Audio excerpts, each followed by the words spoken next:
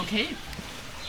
Thank you, Liz Kosack, for being the first artist playing in the Ausland video session. Hey, you're welcome. And I think I'm going to ask you a rather obvious question. Mm-hmm. I would like to talk with you about music and masks. Sure. Yeah? Mm-hmm. So,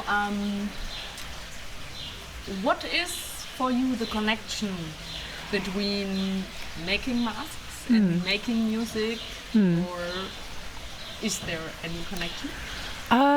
Sure. I mean, it almost seems like for me there's so many connections. I kind of lose track of how all of them interweave for me, because for me it's kind of it's always, I don't know, the two practices kind of always have been somewhere in my life, but then kind of came together I don't know, a little while ago when I decided to really just perform wearing masks. If I could talk about like an aesthetic point of view, then it's interesting to me because the way I think about improvised music and then designing shapes and structures and things like that can be very similar to me. Like when you think about making a drawing or making a cut in paper or different materials, it can be almost the same kind of thought processes that you have when you're making a musical choice. Like when you decide whatever, it could be a melodic shape or a textural thing.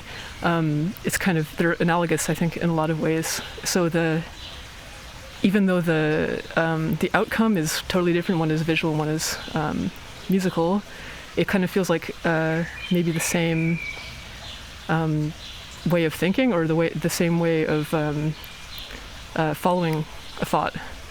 So maybe that's in like the aesthetic way. That's for me how it's totally connected, because it feels like almost the same skill set that you have in both areas. I don't know.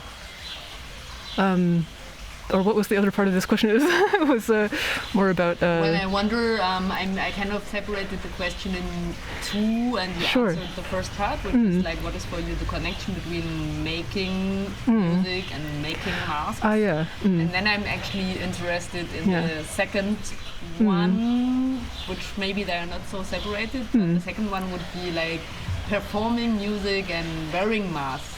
Yes. So like kind of like, how about the live situation? Sure. Or like what is that for, or how does it feed each other or something?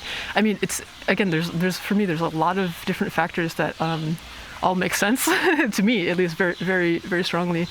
As I always kind of tell people, like even if I only have one thing to say about it, I usually tell people that it's one of the greatest parts of it is that it solves the stage fright for me on stage, because for me it's like the feeling of self-consciousness is absolutely totally destructive to anything I'm trying to do in a performance. Like once I start thinking about, oh no, I've done something and people can see me, and just like the whole sort of like the stopping of thinking about the music and starting to think about how other people are perceiving you really is counterproductive almost always. So one way of avoiding that is covering your face, or creating your own face, so that you have that one other element that is part of the performance too. So it's just one other thing that you've created, one other thing that you say, okay, this is part of now the experience that people are having. So it kind of works just as another form or an element to put in that also solves some problems.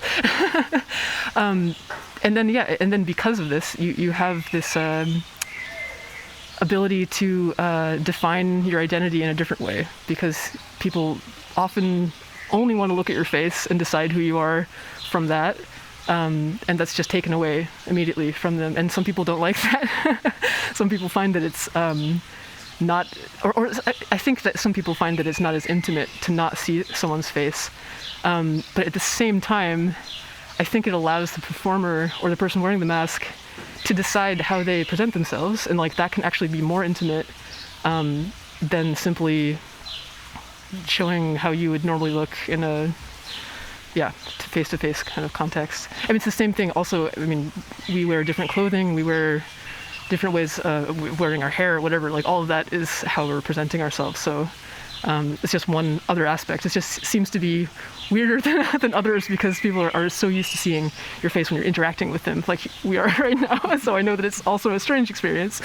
But I like that aspect a lot. And again, it solves some problems that always present themselves. Like it very easily breaks down what you're anticipating in a show to, like maybe, I don't know, it's different for everyone, but everyone has different stereotypes about what they think a performance will be like or how they will connect to it. And once you just change any element actually. Once you change one element, it could be the lighting, or it could be how people walk in, or if your face is showing or not, or which direction you're facing. It just affects how people perceive the performance. And I think also that for me at least, the farther I can get away from something just being mundane and normal, like getting into more like fantastical, or like the suspension of disbelief in a show, the better it is, because then you can go into really fantastical places in music and it won't seem also as far-fetched. So everything kind of is in the same world, so to speak, or in another world. It doesn't have to be in this world. Yeah. It seemed to me like that when I was just listening and watching you down there. Cool. Do you have certain masks for certain concerts, or? Yes. Yes. I often will try to make new ones all the time for different concerts, but it's not always very specific to each setting. Usually, it's more just if I feel like something needs to change, I change it, and then there's a new one. And sometimes it's like the same new mask for like a few different concerts, and then I change it that way. But in rare circumstances, there's also certain projects that I try to use at least certain types of masks for, or at least I save certain styles for some projects if I want some continuity. But actually, I usually just break it anyway, so it just ends up being whatever I think is whatever I'm working on at the time. Usually ends up in the next performance, but not always. Yeah, sometimes there's special ones. So yeah.